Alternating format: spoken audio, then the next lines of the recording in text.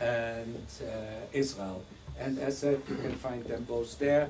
We've also put out a number of post-Holocaust and anti-Semitism since we last met. One came out yesterday, which is in fact the first half of an essay by myself on the first 21st century total war against Israel and the Jews. So we will continue this series in the coming months. We will have inter alia Dr. Stephen Bain of the American Jewish Committee and Rabbi Norman Lamb, and you will be informed in the regular ways. Well, now my pleasure to introduce Professor Jerome A. He will speak he is a faculty scholar at Brandeis University at the Cohen Center for Modern Jewish Studies, adjunct professor of Jewish Sociology at Yeshiva University and at Barnard College.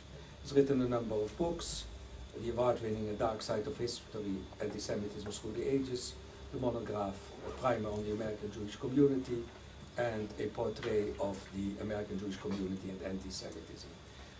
By the way, he has also published in the Jewish Political Studies Review last year a major review essay of a number of books on anti-Semitism. He will speak to us today on blacks and Jews in the United States, history, myths, realities. So, put that away.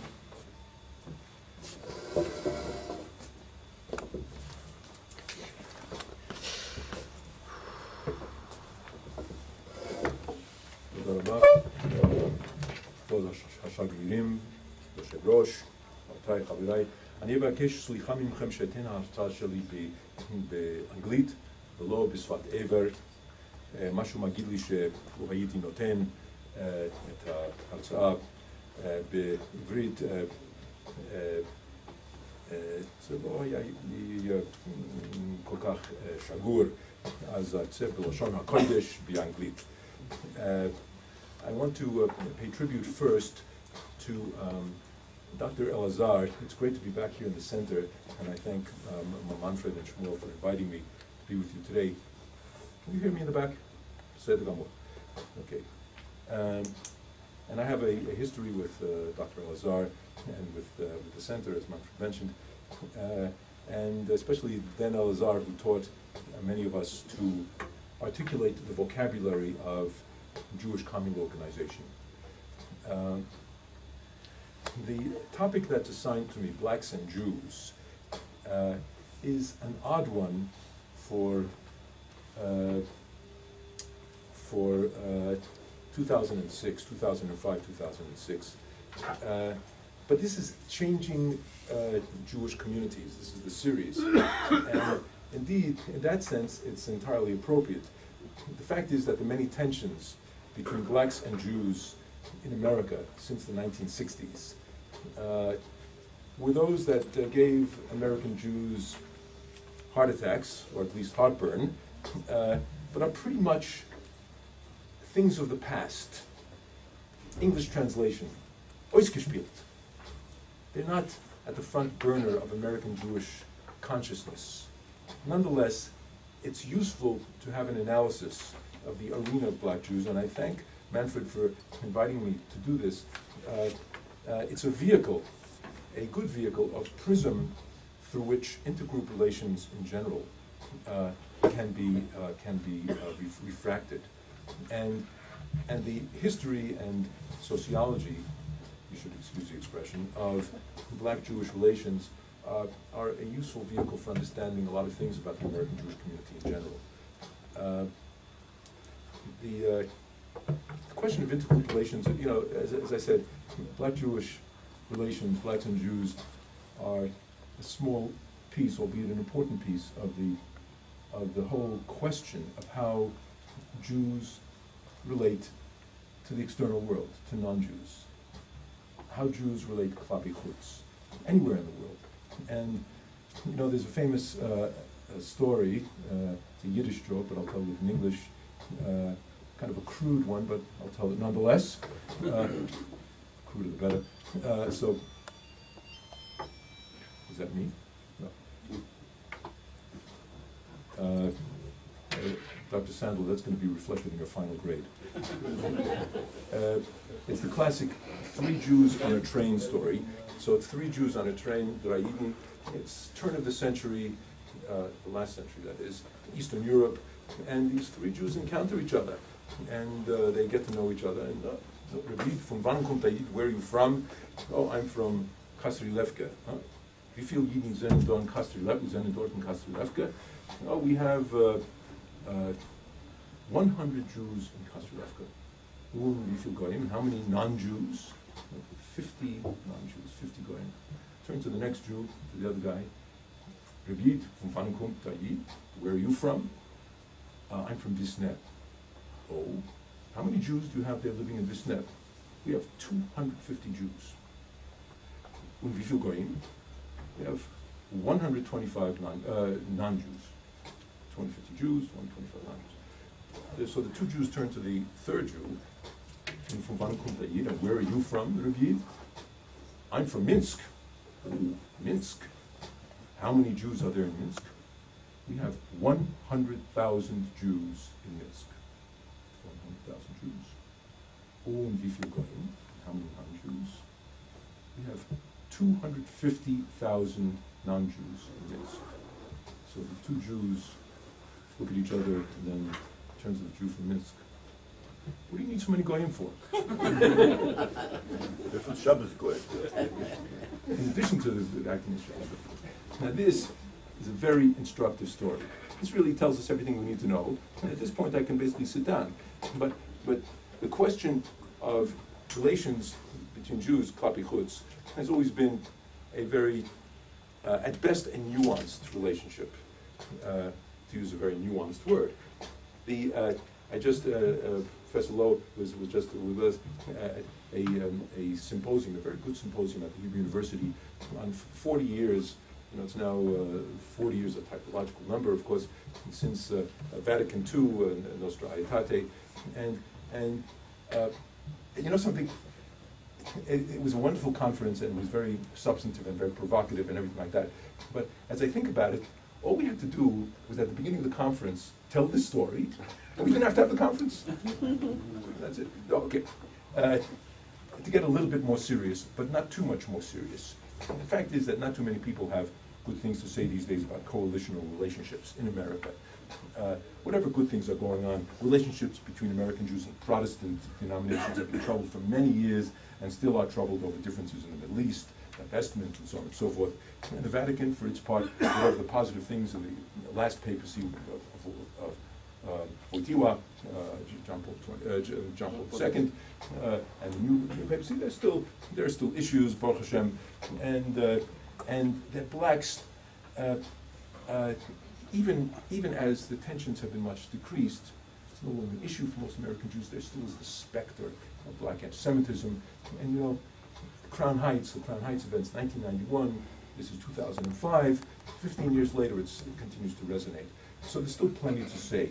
Black-Jewish relations is still a mirror in which the tensions, paradoxes, wishes, fulfillments, betrayals of ethnic groups in general appear and reappear.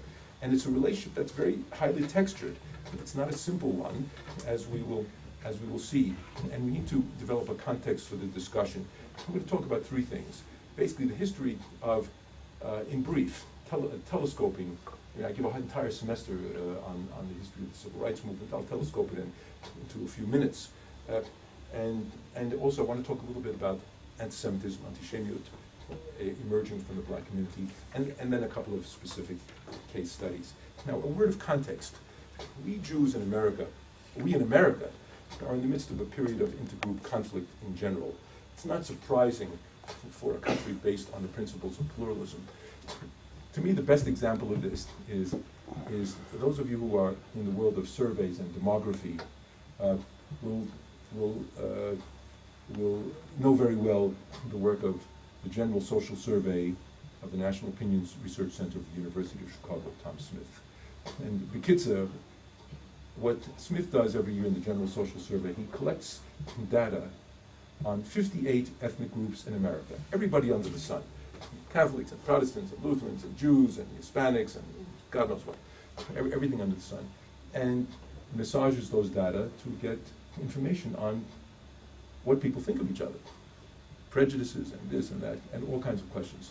And a few years ago, Smith, in a kind of brilliant move, he salted in to this collection of 58 ethnic groups, he salted in a fictitious group, the Wissians. And he found that significant numbers of Americans hate the Wissians. Aaron, your daughter is marrying a Wissian. Ah, really? You're in trouble. If I had a daughter. You're lucky. You get the idea. This tells us a lot about the nature of intergroup relations in America. It's a period of intergroup conflict. And, you know, as a coming from America, which is a pluralist society, so if this is indeed a function of pluralism, which it is, it's not necessarily a bad thing. Although I'm troubled by the fact that a lot of people hate Wissians, a group that doesn't exist. Anyway, you get the idea. We need not be married on this. Let's get specifically to blacks and Jews. That's the Zoe Hareka context. In order to understand the nature of the relationship in recent years and today, why has the relationship been troubled and what are the good things? We need to know how the relationship developed. So the first stop is the civil rights movement. Let's explore the whys and wherefores American Jewish involvement in the movement itself. Now, it's strange.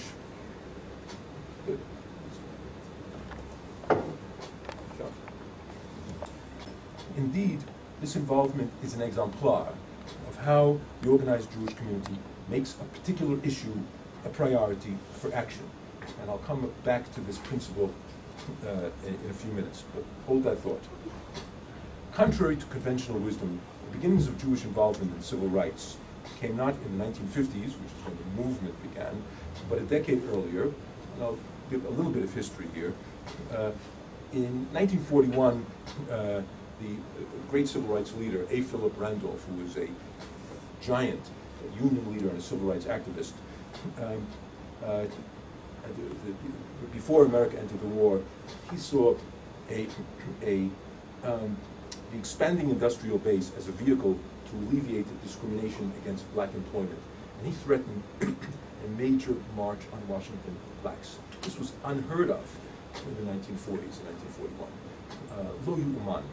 And in order to avert this march on Washington that was threatened by Randolph, Franklin Roosevelt, the president at the time, FDR issued an executive order, a very famous executive order, 8802, which outlawed discrimination in defense industries, which was later expanded to include all federal contractors, and which created the Fair Employment Practices Committee, FEPC, to oversee enforcement. I will tell you, anyone who knows anything about American history in general will agree that this was nothing less than revolutionary.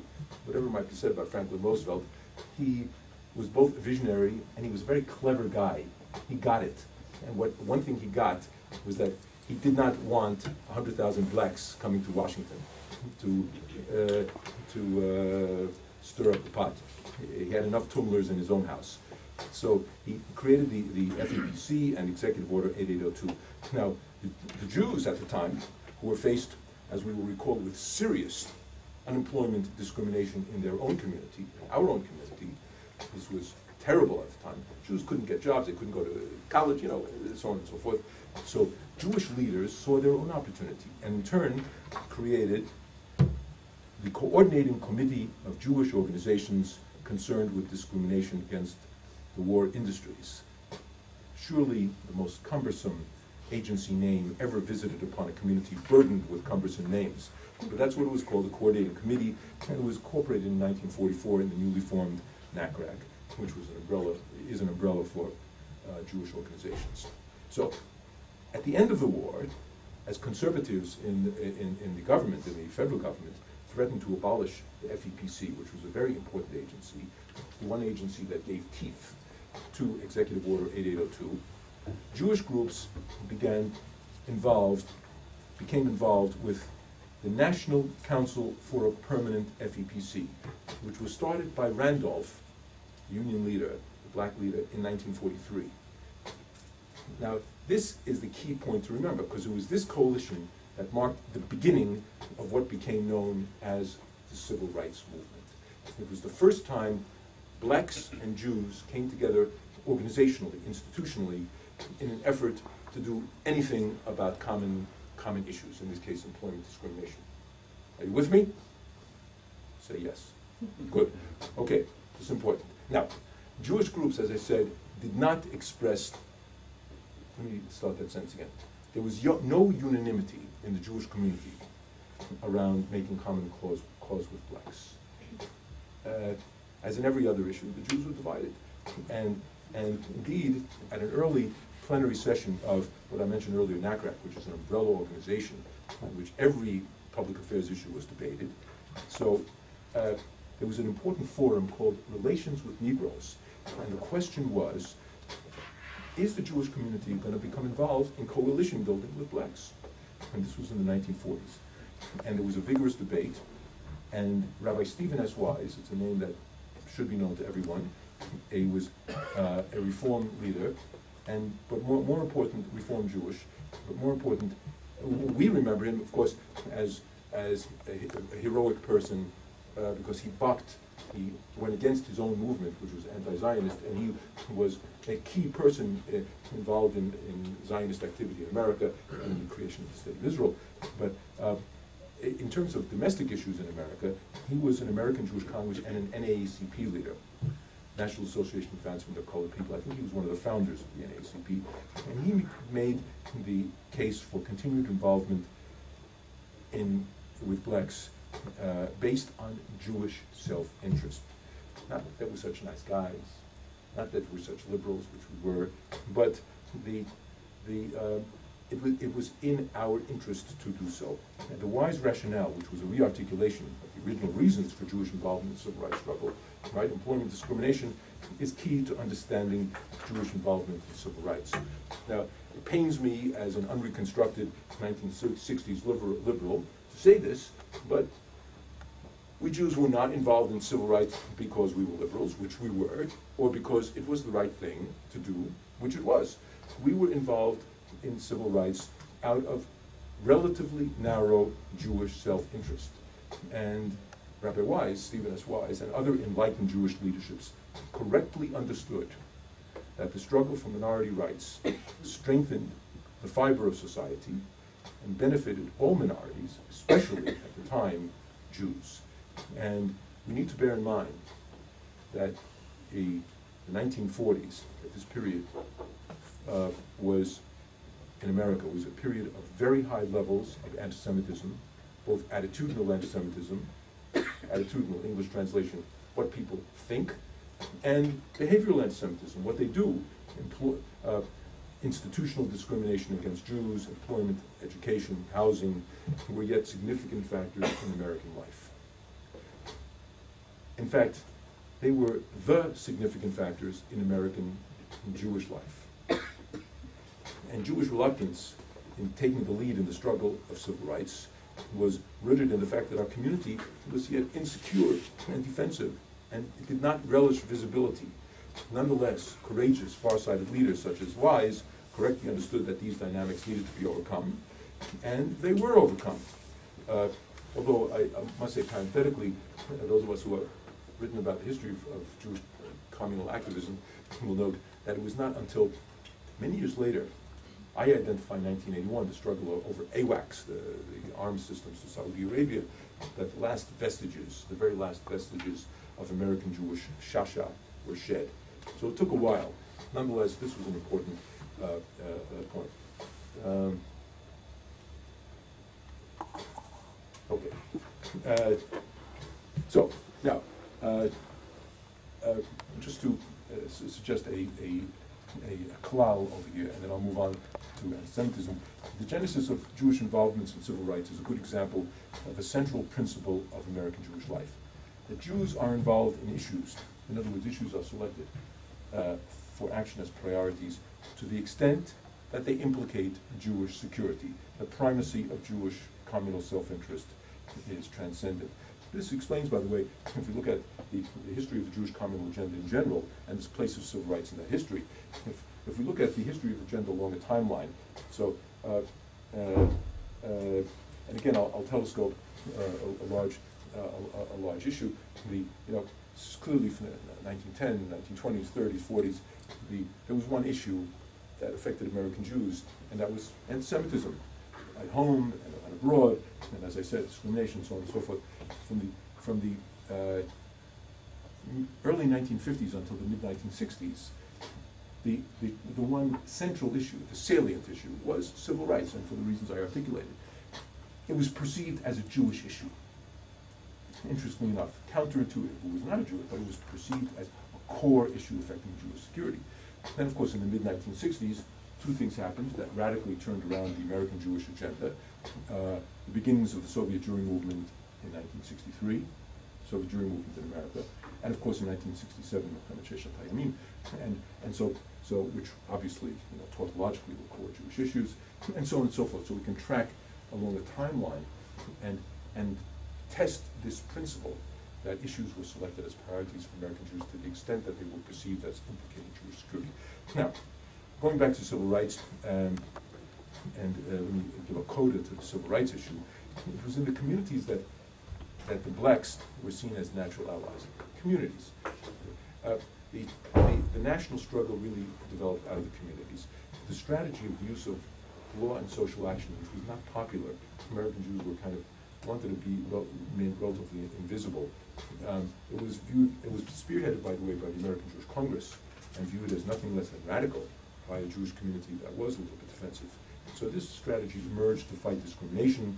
It was embraced by local Jewish Community Relations Council, by the NAACP, and indeed the first pieces of civil rights legislation, which before the national legislation, the local and state fair housing laws, resulted from activity by local NAACPs and local Jewish Community Relations Councils. And so the movement was a result of a coalition of blacks and Jews, together with a third important actor, the trade union movement. Now, the struggle, but by the time the three coalition actors came together and began moving on law and social action in the courts, in the national legislature, the Congress, the struggle actually had become a movement, and I'll come back to this in a few minutes. Let me spend a couple of minutes on our favorite topic. What's our favorite topic? Anti-Semitism. We love it. So, among the most difficult questions with respect to anti-Semitism in the United States is that of anti-Semitism in the black community, which some years ago was still the main source of angst amongst Jews. Now, the focus on so-called black anti-Semitism, or as I preferred, anti-Semitism emerging from the black community, was justified by some analysts by three considerations. First of all, black America was one of the few, probably the chief places in the United States, where visible and vocal anti-Semitism could yet be observed. Second, the black community was a place where anti-Semitism of a fringe, of an extreme nature, made some kind of bid for communal acceptance and legitimacy in the mainstream institutions of society. Farrakhan, it was trying to move into the political arena, so on and so forth. There were numerous examples. This guy, Leonard Jeffries at City College, was trying to mainstream anti-Semitism in the academic world. Nobody under the age of 50 ever heard of Leonard Jeffries, and that's good. But there was this